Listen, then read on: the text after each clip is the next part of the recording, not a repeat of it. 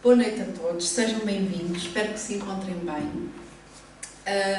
Muita força e muita paciência àqueles que estão com a primavera no nariz e nos brônquios, mas estou muito feliz que temos assim um tempo mais simpático a acolher-nos. E para a noite de hoje vamos naquilo que tem vindo a ser a nossa jornada de estudo da terceira parte do Livro dos Espíritos sobre as leis morais. Vamos à penúltima, à 11ª, que é a lei de justiça, de amor e caridade. Então, fazendo aqui um bocadinho de revisão da matéria e daquilo que tem vindo a ser o nosso estudo em conjunto, nós já estudámos muita coisa. Aqui. Lei divina, lei natural, lei da adoração, lei do trabalho, lei da reprodução, conservação, destruição, sociedade, progresso, igualdade, liberdade. E agora, uma lei com um título grande. Lei de justiça, de amor e de caridade. E que tem 4 outros itens, portanto, se vocês forem ao Livro dos Espíritos, encontram aqui 4 itens. Não é a primeira vez que falamos sobre este tema, já falámos sobre este tema noutro contexto, não na sequência deste estudo, mas se nós estivermos assim com um bocadinho de atenção, levantamos aqui várias questões. Se puderem pôr o som um bocadinho mais baixo, que eu própria estou a ouvir feedback.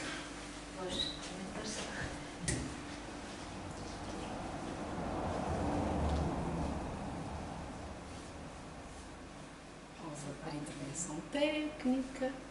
1, 2. Acho que agora ninguém ouve. Ninguém ouve.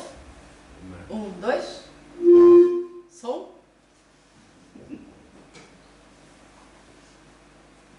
1, 2, 1, 2. Tem que ser devagarinho, que esse bicho é muito sensível. Estão a ouvir bem? Estão a ouvir bem? Estão a ouvir bem? Sem feedback? Não mexe. Muito obrigada.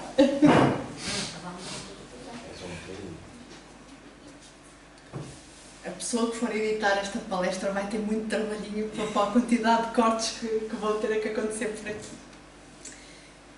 Então, dizia, estava a falar convosco que há aqui várias coisinhas nesta lei que, se nós pararmos para pensar, temos aqui muito pano para mangas, que é, primeiro, o título da lei é muito maior que as outras leis.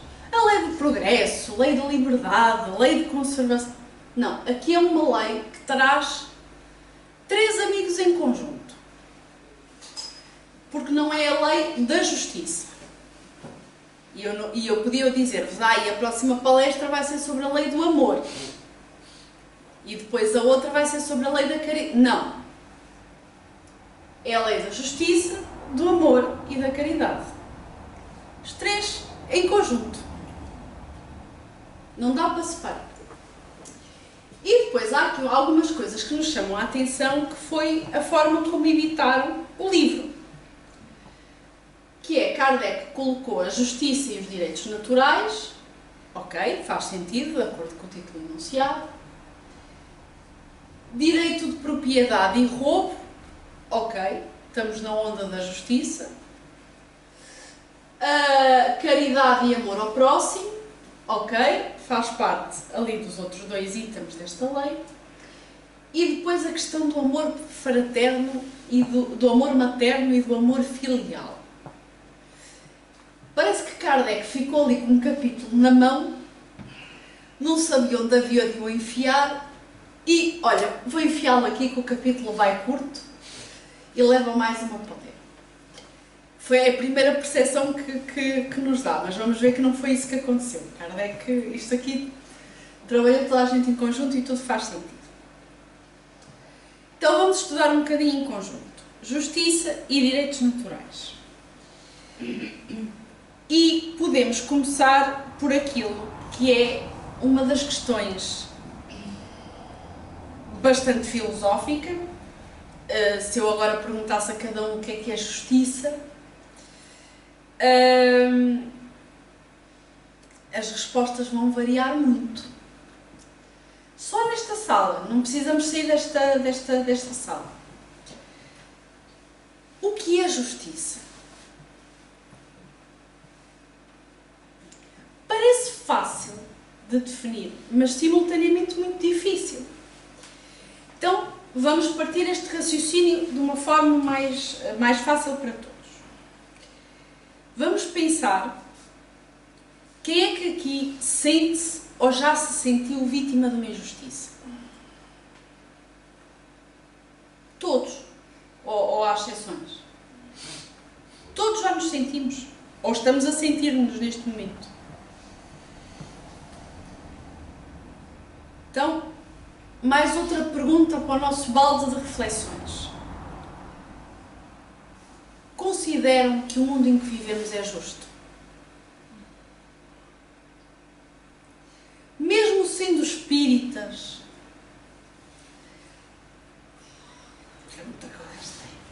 mesmo sendo espíritas, não há momentos em que nos parece que vivemos num mundo injusto, que as peças não encaixam, que isto não faz sentido, que...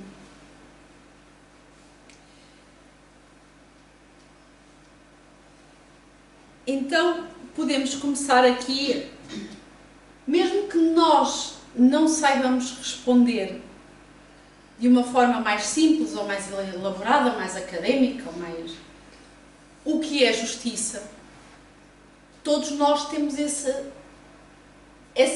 percepção de resposta dentro de cada um de nós. E na questão 873, Kardec questionou os espíritos justamente sobre isso. Porque ele começou, o sentimento da justiça está na natureza ou é resultado de ideias adquiridas?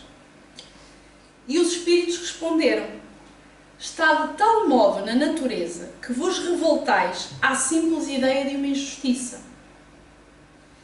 Sem dúvida, o progresso moral desenvolve esse sentimento, mas não o dá. Deus o pôs no coração do homem. Eis porque encontrais, frequentemente em homens simples e incultos, noções mais exatas de justiça do que entre pessoas de muito saber. Então, os próprios espíritos aqui acalmaram estas mesmas ansiedades que Kardec teve. Sim, o sentimento de justiça é-nos natural. Nós revoltamos ao sentimento de injustiça, uns mais que outros. Nunca a palavra lamento me enervou tanto. Para quem não sabe das notícias que andam por aí. Mas é o progresso moral que desenvolve esse sentimento. Portanto, primeiro os espíritos estão-nos a dizer que justiça é um sentimento, tal como Kardec questionou. Que está em nós, está inato, mas é o progresso moral que o desenvolve. E que não tem a ver com estudar justiça, porque às vezes homens mais simples, homens sempre no contexto geral, a gramática é machista, têm noções mais exatas de justiça do que aqueles propriamente que a estão a estudar. Como estamos num tema filosófico, às vezes é mais fácil começarmos por entender uma coisa explicando aquilo que ela não é. E justiça não é vingança. Isso é uma coisa que este capítulo quer deixar muito claro para nós.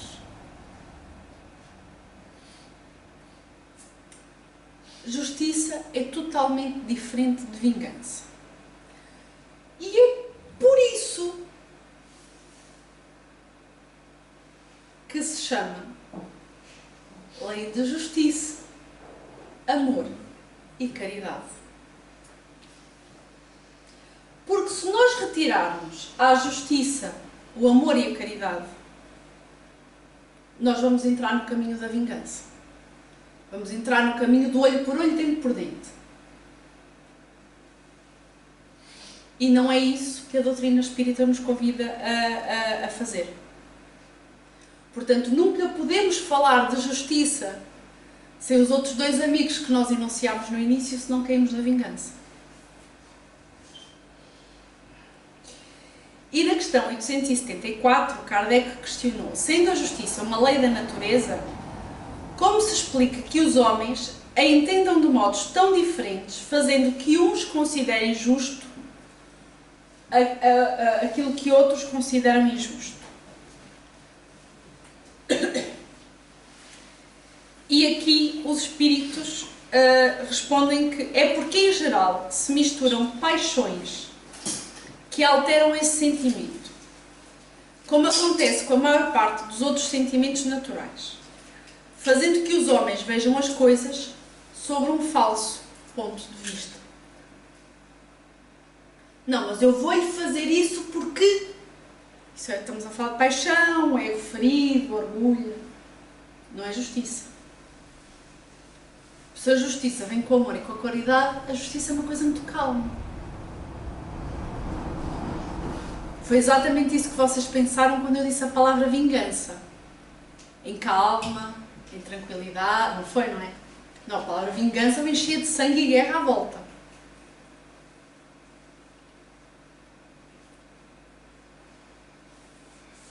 Tanto que a vingança, não é? A justiça vem com o amor e com a caridade.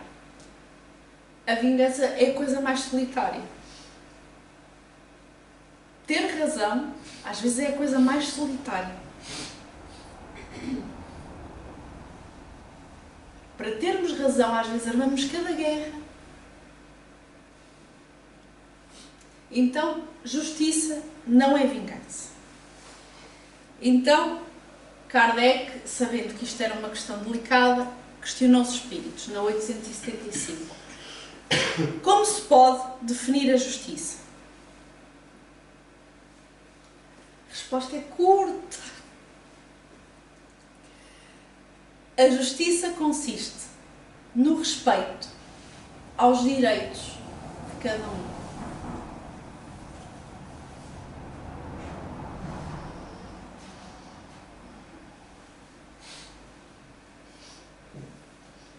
A justiça consiste no respeito aos direitos de cada um. E Kardec questionou: e o que é que determina esses direitos? Que a resposta é longa e eu traduzi por uma imagem. Duas coisas traduzem os direitos de cada um: a lei humana e a lei divina. Sobre a lei divina, vocês vão ao YouTube, procuram umas 10 palestras minhas para trás e fazem a revisão da matéria dada. A lei humana, porquê que não é esta tirinha direitinha? Já falámos aqui sobre isto. É que a lei de Deus é constante e imutável. A lei de Deus não muda. Eu posso pôr-me num foguetão e ir para o outro lado do universo. As leis continuam as mesmas. A física continua a mesma, a matemática continua a mesma. Porque as leis de Deus não mudam. São, daí ser uma retinha.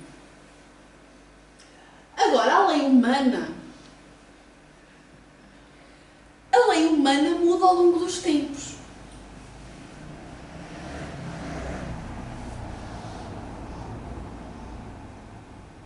E a lei vai para a frente, e a lei vai para trás, e revoga a lei, e aprova a lei, e agora pode, e agora não pode, e agora é permitido, e agora não é permitido. E andamos ali de um lado para o outro. Isso é a lei humana. Deus não está preocupado. As leis dele, tranquilas. Não mudam. Nós é que estamos preocupados se é mulher, se é homem, se é tarde, se é cedo, se vai vestido, se vai nu, se vai... São preocupações não, andamos ali naquela confusão. E geralmente quanto mais emaranhados, mais longe da lei de Deus. Mas é isto que define os direitos de cada um. É a combinação destas duas coisas.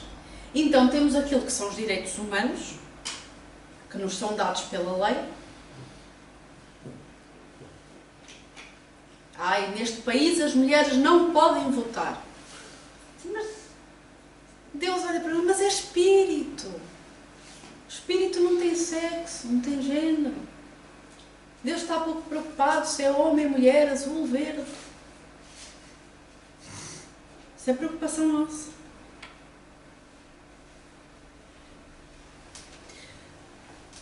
Mas é isso que nos vai dando os direitos. E nós achamos justo.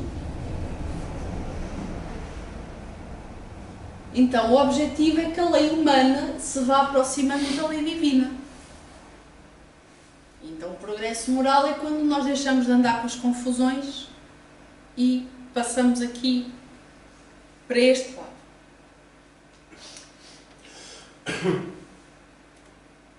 Então, e acho que já mostrei isto aqui mais do que uma vez. Não é novo isto. Precisamos destes três para o nosso progresso moral.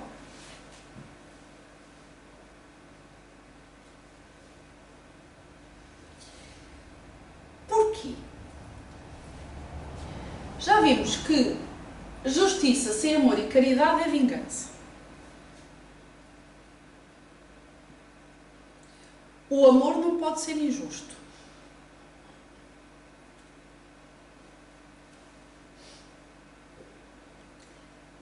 Caridade sem amor e sem justiça é o quê?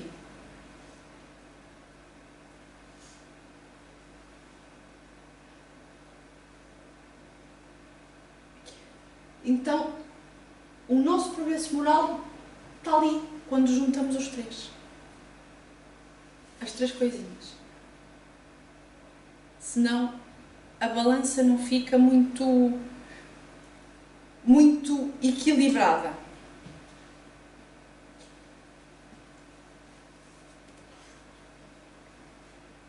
E Kardec continuou.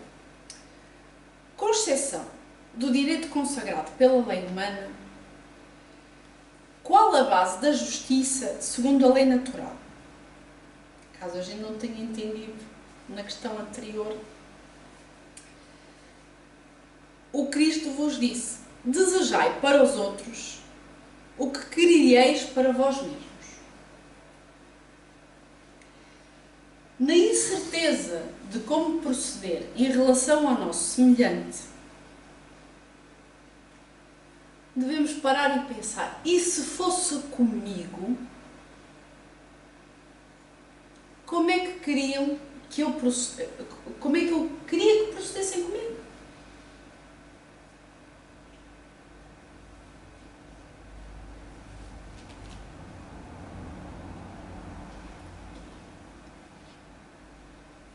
Isto mete-nos, enquanto pessoas materiais e encarnados, numa grandalhada.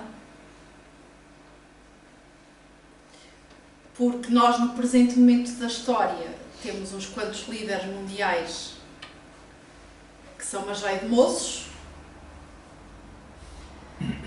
que têm tomado um conjunto de decisões bastante discutível.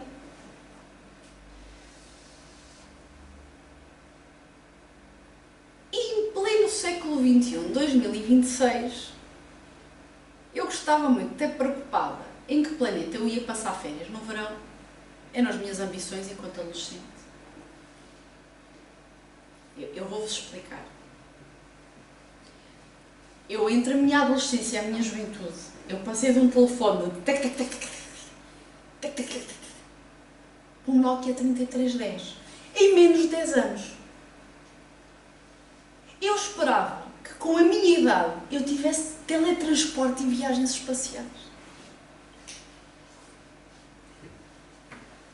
Eram os meus sonhos de adolescente. Pá, cada um com os seus. Estes eram os meus.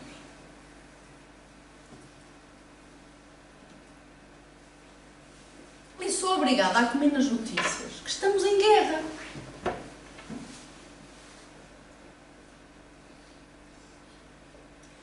foi o prato que eu pedi para almoçar. Encarnado. Desencarnado, eu não me lembro do que é que pedi.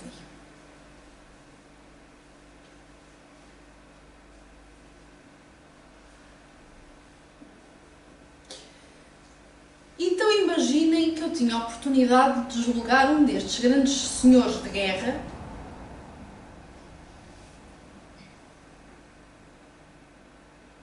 que estão a fazer estes crimes maravilhosos de separar pais de filhos por causa do passaporte, por causa de um pedaço de papel.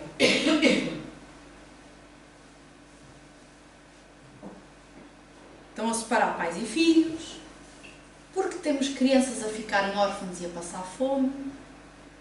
Imagine se fosse cada um de vocês que tivesse que julgar um destes grandes senhores de guerra. Com estes três.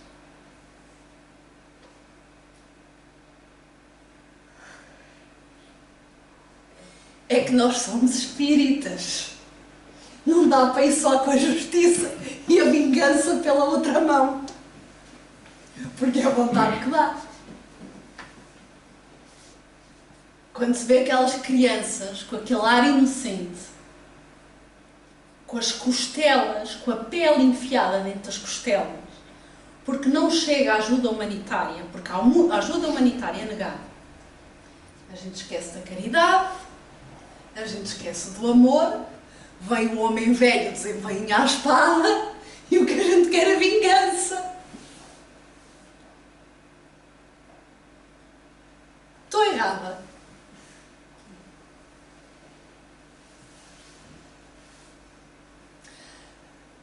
Agora vou-vos convidar a outra reflexão.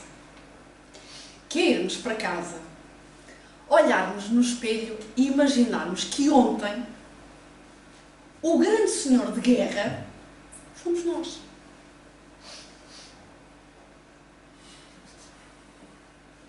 Aquela criatura prepotente no topo da tribuna, a falar para milhares e milhões, a criatura a mandar jovens soldados para uma guerra, a criatura a desenvolver tecnologia para matar os outros, a criatura que tomou a decisão para os outros morrerem à fome, somos nós. Olha nós a correrem buscar a caridade ao amor. Vamos nós a correr. Queremos estes dois.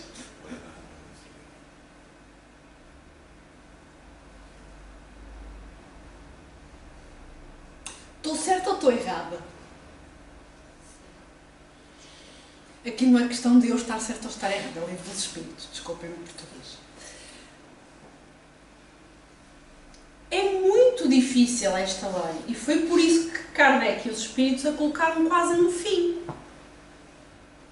Porque é muito difícil nós olharmos para a justiça com a caridade e com o amor. Porque para os outros, 30 mil castigos. Para nós, ai, o que me dói no lombo.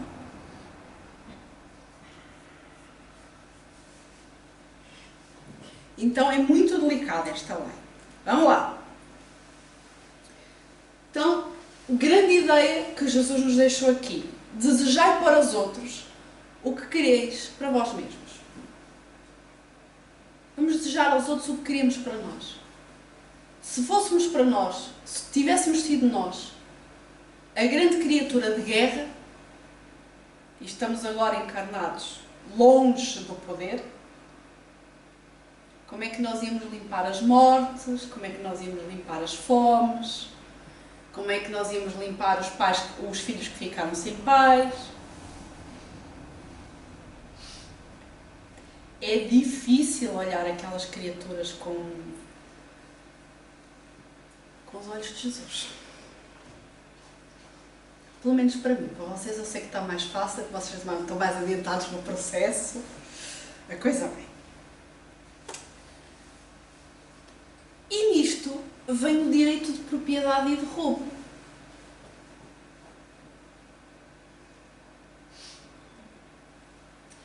Que é outro sentimento de justiça que nós temos. Que eu toquei agora aqui um bocadinho. É uns que têm tudo que não têm nada. Onde é que está a justiça disso? Começou a fazer sentido porque é que os capítulos estão como estão. Então, para desanuviar um bocadinho, meter aqui o bebê fofo. Na questão 880, eu já estou a sair. 880, Kardec perguntou: qual o primeiro de todos os direitos naturais do homem? O de viver. Por isso é que ninguém tem o direito de atentar contra a vida do seu semelhante, nem de fazer o que quer que lhe possa comprometer-lhe a existência corporal. Qual era o título deste item? Direito de propriedade e roubo. E aqui estamos a falar que o primeiro direito de propriedade é o de viver.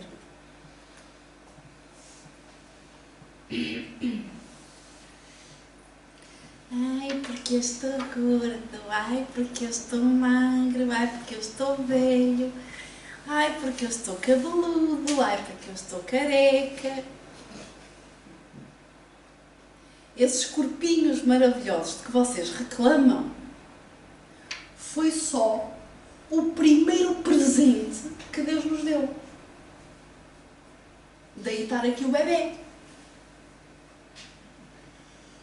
Os bebés nascem como? Nus. Tudo o que trazem é vida. Porque o primeiro direito, o primeiro, é o de viver.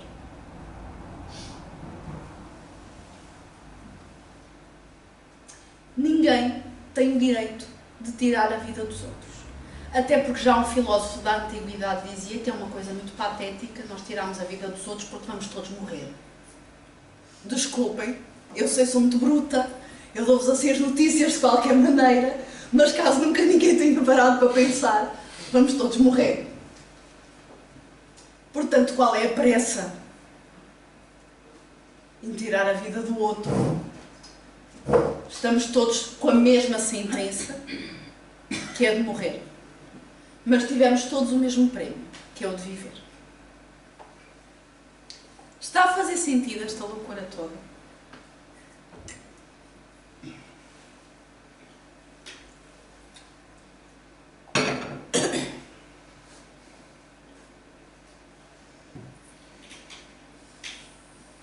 Então, a encarnação é um direito concedido por Deus a todos. E todas as vidas devem ser respeitadas. Se analisarmos a lei humana, está a haver um esforço para que se considere, por exemplo, o bem-estar animal como um direito. Sendo que neste momento estamos a assistir, eu chamaria um retrocesso em muitas leis e em muitos direitos humanos, mas há alguns esforços nesse sentido. Então, temos o direito de viver, devemos respeitar a vida e o desrespeito leva a uma punição. Mas Kardec continuou aqui nesta linha de raciocínio e fez outra questão, que foi: o direito de viver dá ao homem o de acumular bens que lhe permitam repousar quando não mais possa trabalhar? Ou seja, Kardec foi do viver para a reforma. Puf, uma questão para a outra. E os espíritos respondem que dá, mas ele deve fazê-lo em família, como a abelha, por meio de um trabalho honesto e não como egoísta. Há mesmo animais que lhe dão um exemplo de previdência. Portanto, o primeiro direito que nós temos é o de viver. Para viver, temos todo o direito a acumular bens que nos permitam dar alguma tranquilidade para quando não tivermos mais forças para continuar a trabalhar e a viver do nosso sustento, ou mesmo quando nós encarnamos sem condições para trabalhar. Enquanto sociedade civil, nós temos o dever de prover a quem não consegue ganhar pelo seu próprio trabalho. Dever pela lei divina. Pela lei humana, depois esse dever é discutível.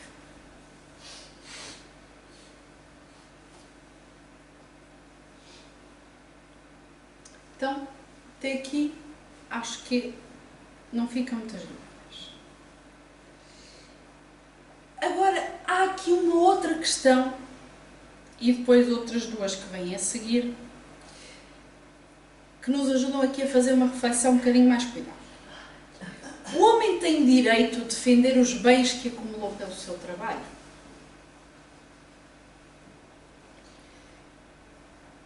A resposta é na negativa, portanto, às vezes é um bocadinho mais difícil de compreender. Dizem os Espíritos: não disse Deus, não roubarás.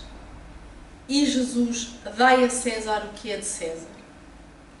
E depois há o comentário de Kardec: aquilo que o homem acumula por meio de trabalho honesto constitui legítima propriedade sobre, que ele tem o direito de defender, porque a propriedade que é fruto do trabalho é um direito natural, tão sagrado quanto o de trabalhar para viver.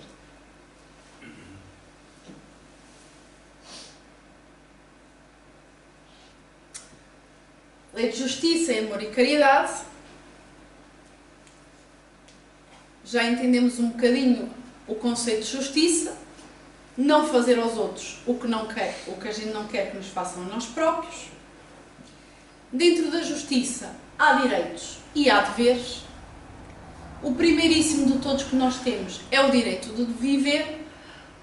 E depois a questão anterior e esta dizem-nos em que condições é que nós temos o direito de viver. Através do nosso trabalho acumulamos bens e esses bens permitem-nos depois um descanso. E temos o direito de defender aquilo que nós conquistamos ao longo da nossa existência por trabalho próprio. Obviamente que se eu descobrisse que tinha uma tia em 3º grau com uma herança milionária, eu ia para o tribunal para lutar por ela. Não, não é isso que estou a dizer aqui. É nosso aquilo que vem pelo nosso trabalho, não aquilo que nós vamos extorquir, não aquilo que nós vamos assim dar um jeitinho. Agora, Kardec também ficou aqui com alguma questão sobre isto, que é natural o desejo de possuir. Se nós nascemos sem absolutamente nada, nascemos só com este corpicho maravilhoso a que eu acabei de chamar absolutamente nada, a natureza dá-nos tudo aquilo que nós precisamos para viver. Porquê que é natural querer ter coisas? E os espíritos respondem que sim, mas quando o homem só deseja para si e para a sua satisfação pessoal, é puro egoísmo. Na alineada 883, entretanto, diz Kardec, não será legítimo o desejo de possuir, visto que aquele que tem de viver não se torna pesado para ninguém? E respondem os espíritos: há homens insaciáveis que acumulam bens sem utilidade para ninguém ou apenas para saciar as suas paixões. Julgas que Deus aprova isso?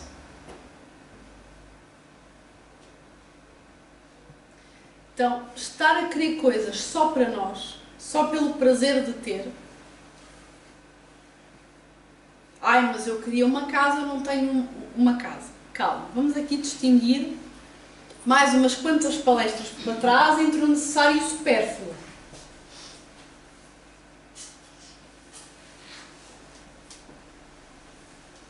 Aquilo que nos dá condições de viver tranquilamente, está tudo bem.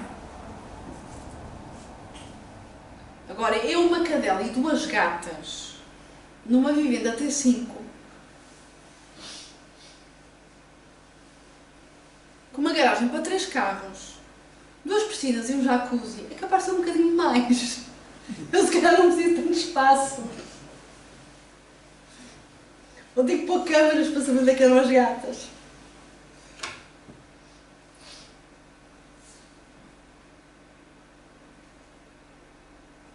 Se calhar para viver de uma forma segura e honesta, coisinha mais pequena chega. é deste tipo de coisa. Eu tenho aqui um exemplo bastante leviano, bastante corriqueiro do ter e do nação. Todos nós temos direito a ter uma casa. Ou deveríamos. Mesmo se põe com roupa, com comida, por aí vamos. Há é que distinguir o necessário do supérfluo. Mas possuir faz parte das nossas coisas, desde que não seja uma questão egoísta. E porquê que será que Kardec está a trazer estes tópicos deste capítulo?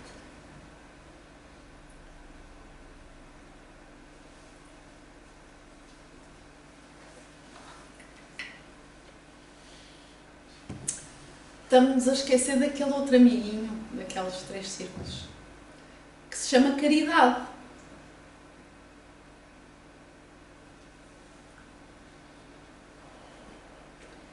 Porque nós já distinguimos, ok, justiça não é vingança. Agora, é justo eu ter o que preciso e o que não preciso e o meu vizinho do lado não ter absolutamente nada?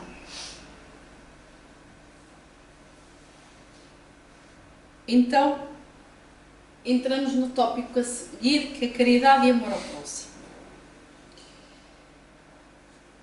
E esta questão eu vou precisar que vocês arrebitem comigo, porque ela não é assim tão simples de se trabalhar. Qual é o verdadeiro sentido da palavra caridade, tal como Jesus a entendia? Benevolência para com todos, indulgência para a perfeição dos outros, para a imperfeição dos outros e perdão das ofensas. Há quem diga isto às vezes quase de cor. O que é caridade? Saem estes 3 chavões. O que é isto?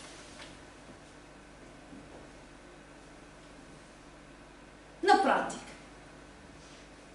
Porque eu estava à espera que caridade fosse, ok, a roupa que não me serve, ou que eu não gosto mais, eu dou aos outros. Era o que eu estava à espera aqui de ver.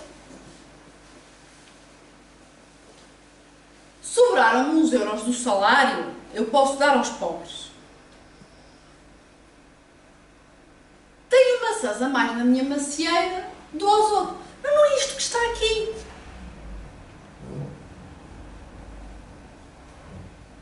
Também estava à espera de fazer voluntariado, pagar pequeno almoço ao pedinte na rua, não bater nos drogados. Mas não, a resposta dos espíritos foi: caridade é benevolência para com todos, indulgência para a imperfeição dos outros e perdão das ofensas. O que é isto na prática?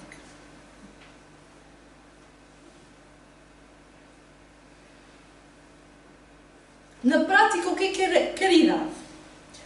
Então, antes de vermos o resto da resposta, que a resposta é longa, eu fui ao dicionário.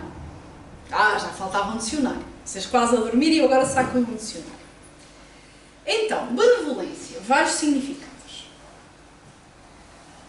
Disposição de ânimo que deseja bem aos outros.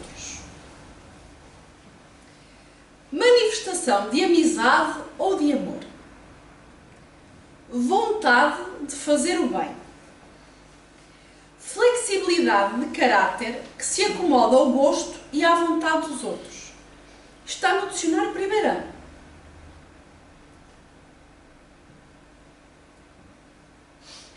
Então, benevolência para com todos. Então eu vou traduzir com a definição do dicionário.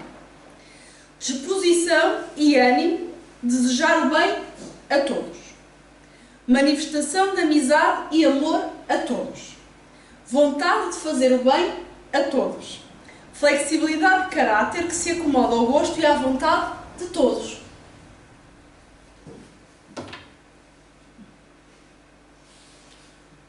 E nós ficamos só na benevolência.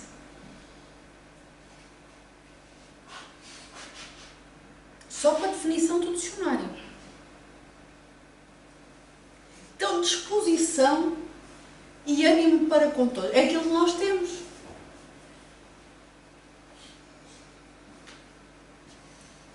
Eu então entro no metro às 8 da manhã com uma disposição. Ai, que disposição! Com uma benevolência para com os outros. Deus me guarde. Eu estou a rir nervoso. Às 8 da manhã no metro do Porto. Ui! Que benevolência. Manifestação de amizade às 8 da manhã no metro do Porto. Que entra aquela senhora com a mochila, com uma lancheira gigante, com uma... Ui, uma benevolência. É maravilhoso. Eu sinto-me um espírito evoluído às 8 da manhã no metro do Porto. Eu nem os pés não me ponho no chão.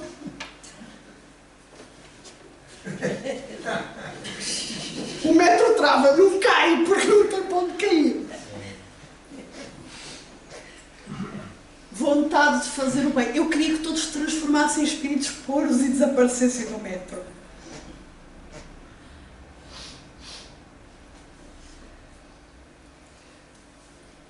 Então, só na parte da benevolência eu já não sei o que é caridade.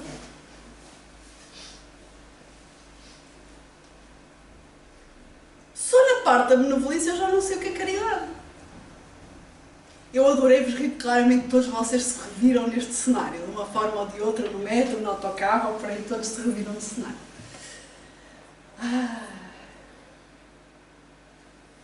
Deus me dê paciência, se me dá força, eu esqueço a caridade.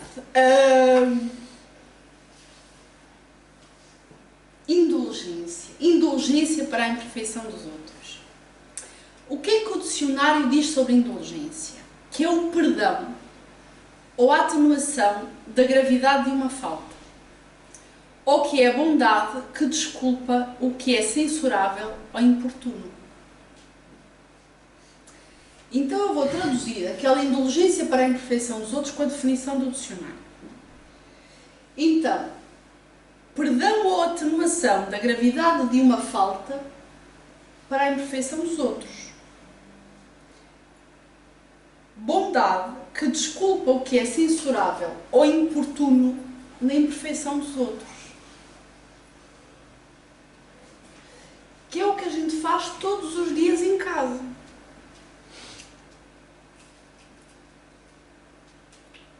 Eu já te disse 1000 vezes que isto não se põe aqui. Não podes comer o pão e limpar as migalhas? Uma indulgência com a imperfeição dos outros.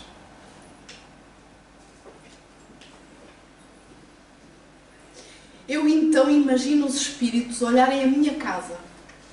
Eu tenho uma cadela que tem um fascínio por meias sujas.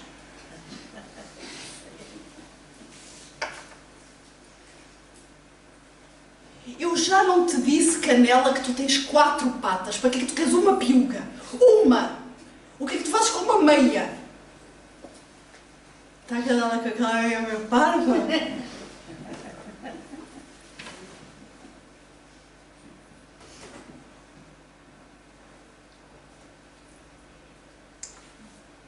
Perdão das ofensas.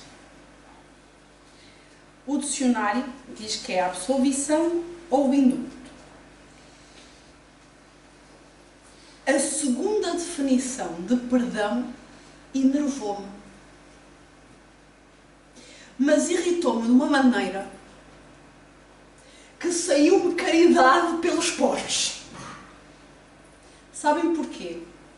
Porque no dicionário a segunda definição da palavra perdão é benevolência e indulgência.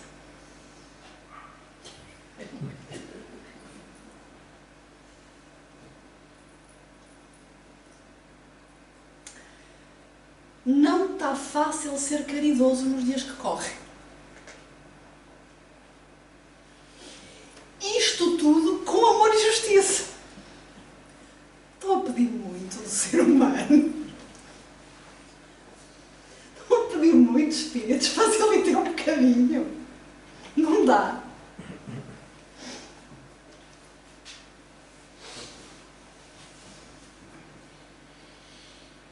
Então, eu tentei trazer um bocadinho de humor a este tópico. Acho que consegui, acordei-vos. Porque é muito difícil entendermos o que é caridade. Se entrarmos naquele nhanhanhé dos pobrezinhos. Estão a ver que nada disto fala de pobrezinhos. É prático, é diário, é connosco, nesta troca que nós temos uns com os outros. A caridade não está nas grandes manifestações de agora vou meter-me num barco, num avião, num foguetão e vou para a linha de guerra salvar. Está aqui. Se eu não consigo pôr isto em prática aqui, o que é que eu vou fazer para a cena de guerra, para a África, para... Fazer o quê?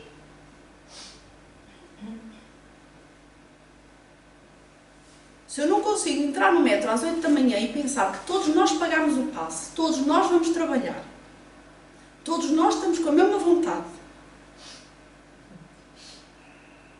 todos nós estamos no mesmo martírio de ter 30 sacos, o saco do almoço, o saco do computador, o saco do desporto, não é essa. No fundo, às vezes nós somos duas pernas com sacos. Se eu não consigo fazer esse exercício de que eu e toda a gente que está naquele bendito daquele metro, estamos todos na mesma situação. Eu e toda a gente que está no bendito do trânsito ao final da tarde, estamos todos na mesma situação. O que é que eu vou fazer? Eu agora vou não sei quantas vezes por semana dar sopa aos pobres. Os pobres precisam de sopa. Na verdade, precisamos todos. Mas se eu, nestas pequenas coisas do dia-a-dia, não consigo ter a benevolência, não consigo ter a indulgência, não consigo ter o perdão, o que é que eu estou a fazer?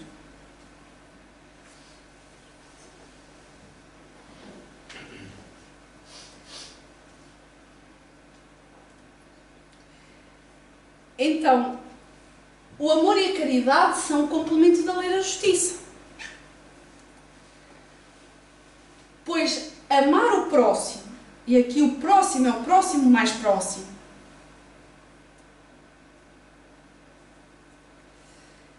é fazer todo o bem que nos seja possível e que desejaríamos que nos fosse feito.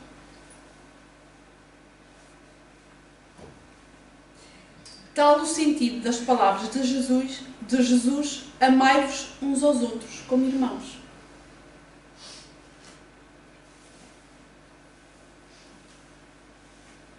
Também há irmãos e irmãos, não é? Eu não tenho irmãos, para mim é fácil dizer isto.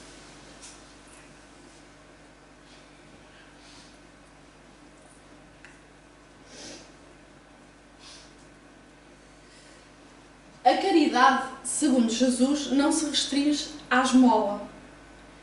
Abrange todas as relações com os semelhantes, sejam eles nossos inferiores, nossos iguais ou nossos superiores. Ela nos prescreve a indulgência porque nós mesmos precisamos de indulgência. Ela nos proíbe de humilhar os desafortunados, ao contrário do que comumente fazemos.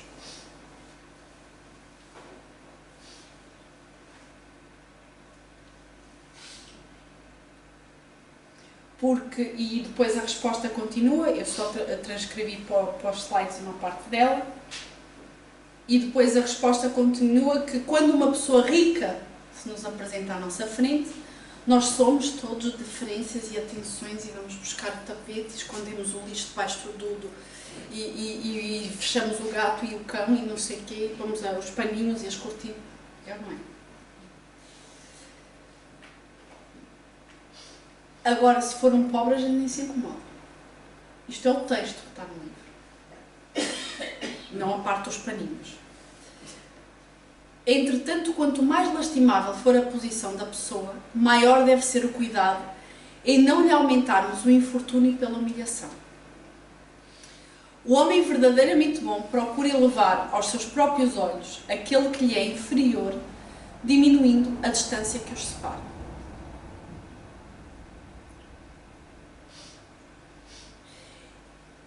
Eu espero que não. Mas não sei se já vos aconteceu haver aqueles momentos da vida em que tudo o que vocês queriam era um abraço.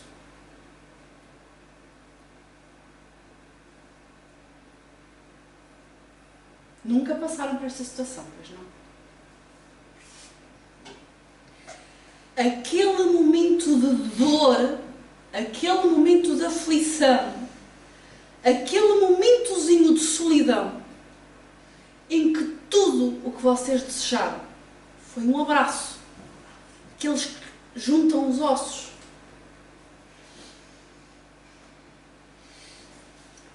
Então guardem esse momento para a próxima vez que passarem alguém pela rua que está esfarrapado, sujo, e pensem se aquela pessoa também não ia querer esse abraço.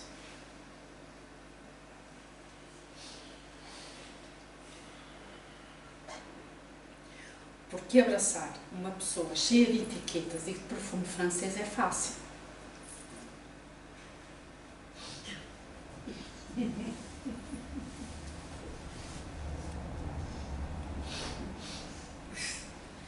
Agora um pedinte.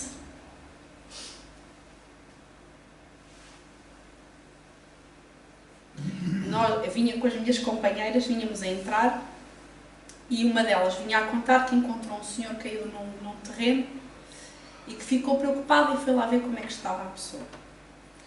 E as outras duas criaturas, eu incluída, com uma formatação de outro país, porque eu tenho origem do outro lado do oceano, eu fui treinada a, se vês alguém caído na rua, foge que é assalto.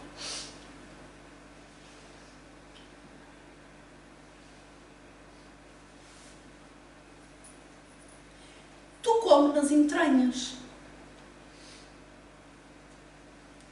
Nós estamos tão habituados à espera do pior das outras pessoas que nos esquecemos de ser humanos.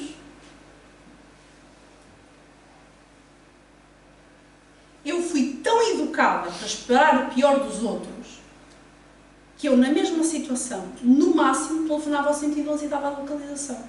No máximo.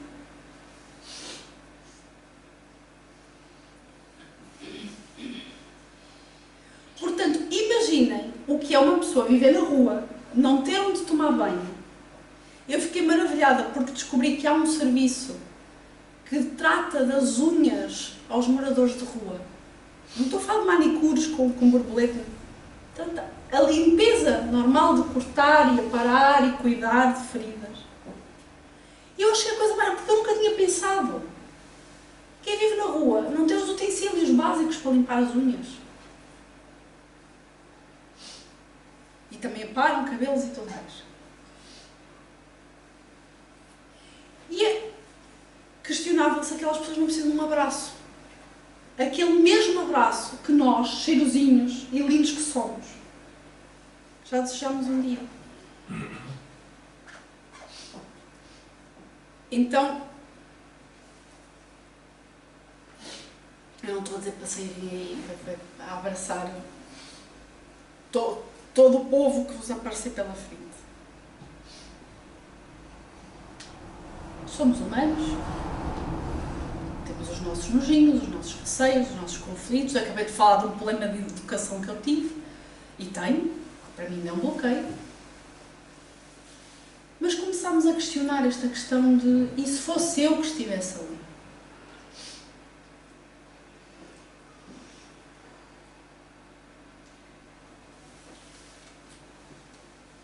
Então, que se deve pensar das 9? Mais 30 slides e a gente termina. O homem condenado a pedir esmola degrada-se moral e fisicamente. Estávamos a comentar, agora mesmo todos em conjunto, a degradação física de quem precisa dela. Embrutece. Uma sociedade que se baseia na lei de Deus e na justiça deve prover à vida do fraco, sem que ele seja humilhado. Deve assegurar a existência dos que não podem trabalhar, sem lhes deixar a vida, à mercê do acaso e da boa vontade de alguns. Perdão, esta questão tem uma linha, que é a linha A, e Kardec pergunta: então reprovais a esmola? Ou seja, condenas que se dê esmola?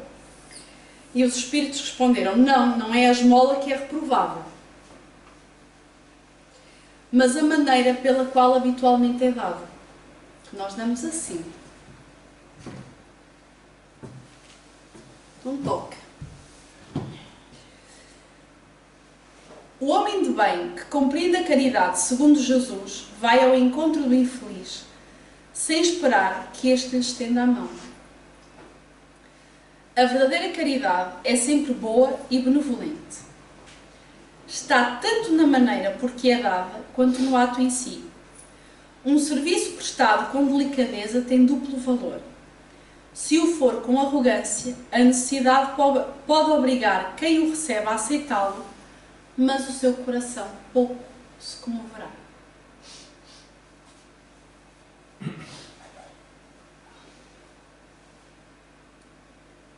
E depois, muito rapidamente, 889, não haverá homens reduzidos à mendicância por sua própria culpa? E respondem os espíritos: sem dúvida. Mas se uma boa educação moral lhes tivesse ensinado a praticar a lei de Deus, não teriam caído nos excessos que ocasionaram a sua perfeição. É disso, sobretudo, que depende a melhoria do vosso globo.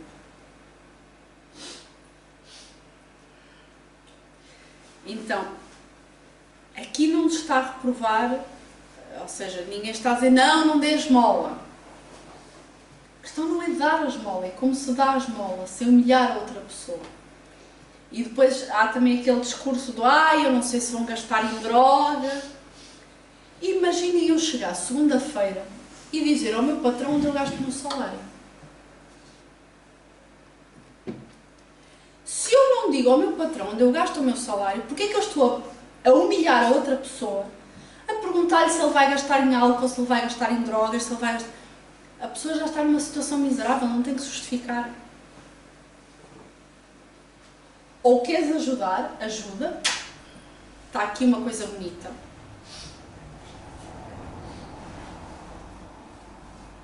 Estamos a humilhar a outra pessoa para quê? Vocês já imaginaram segunda-feira irem aos vossos locais de trabalho? Ou então o pessoal está reformado, vai à Segurança Social e vai justificar a reforma. Não faz sentido.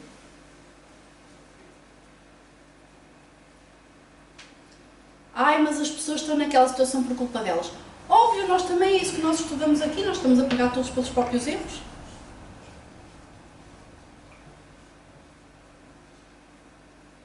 Porquê é que estamos a ser mais severos com uns do que com outros?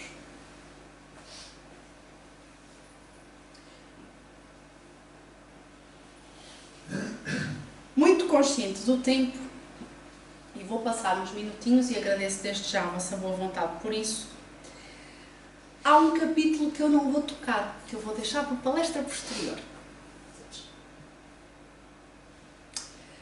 Que é a questão, que é o último item deste capítulo, aliás, que é o amor materno e o amor filial. E porquê é que o amor materno e o amor filial vêm dentro da lei da justiça, do amor e da caridade?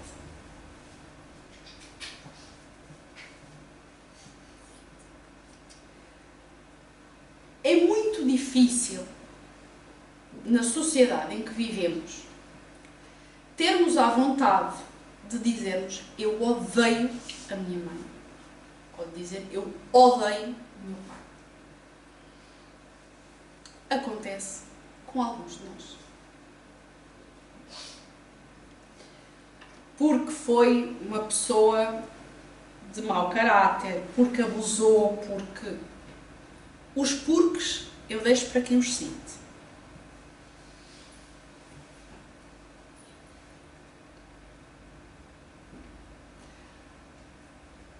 Este capítulo tem uma coisa que nos obriga a pensar justamente nesta questão da justiça, do amor e da caridade. Lembram-se qual era o primeiro direito que nós tínhamos? O de viver. é que essas pessoas, por muito execráveis e por muito detestáveis que possam ter sido nas nossas vidas, ou que mesmo assim não estejam a ser, nós devemos a eles a vida.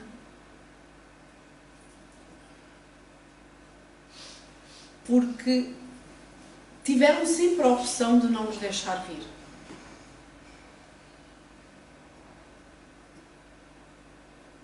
Seja quais forem as circunstâncias em que cada um de nós vive. Eu não sei a história pessoal de cada um de vocês ou de cada um dos que nos está a ouvir. Mas independentemente de tudo o que se tenha passado ou de tudo o que se esteja a passar, essas pessoas deram-nos a vida. Aceitaram com Deus, talvez em circunstâncias muito agrestes, darem-nos a vida.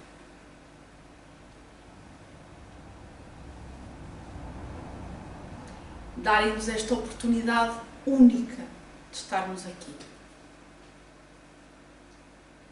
E como este item reflete muito naquilo que são as relações e os porquês disso, nós achamos que merece uma palestra só por si.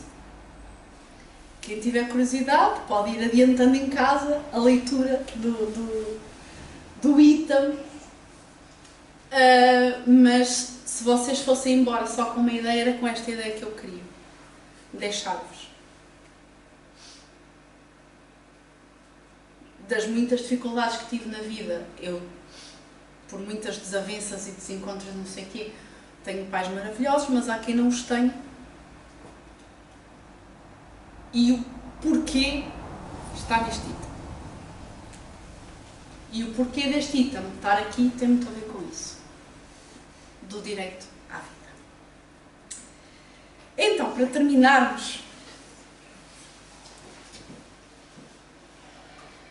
é uma lei complicada de levarmos à risca, de não levarmos com nenhuma contraordenação. Se pensarmos nas leis no sentido mais legislativo, mais material da coisa.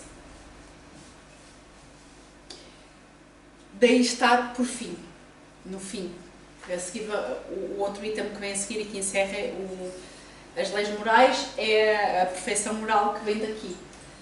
Que o verdadeiro homem de bem é o que pratica a lei da justiça, do amor e da caridade, os três de mãos dadas. Era este o tema de estudo que nós trouxemos para vocês hoje. Ficaram-se agora com um tom muito pesado, muito cansado, já acabou. Já é fim de semana.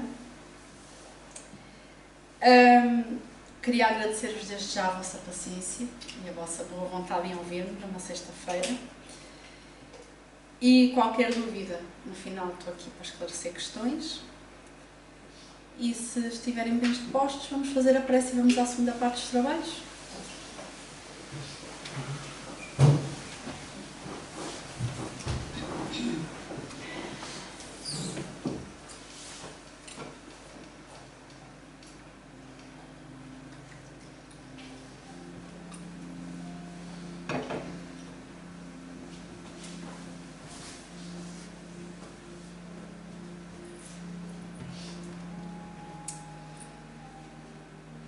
Então vou-vos convidar a respirar fundo.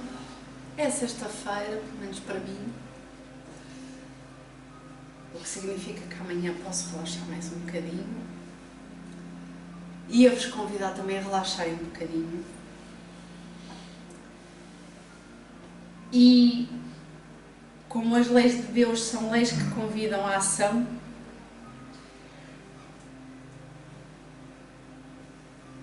e não à espera que as coisas caiam de forma mágica.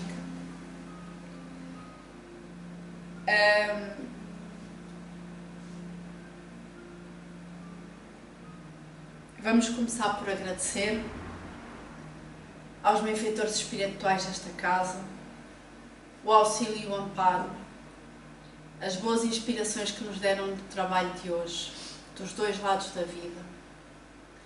Lembrando todos aqueles que se encontram em dificuldades nos dois planos da vida.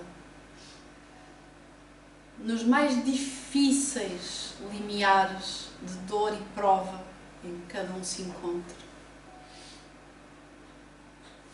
Que Jesus, Mestre benevolente, acuda a todos, em todas as partes do mundo. E que, como estamos aqui a estudar a doutrina espírita, queremos rogar-te, Mestre, a que faças de nós um instrumento da tua paz. Que onde haja ódio, que levemos o amor.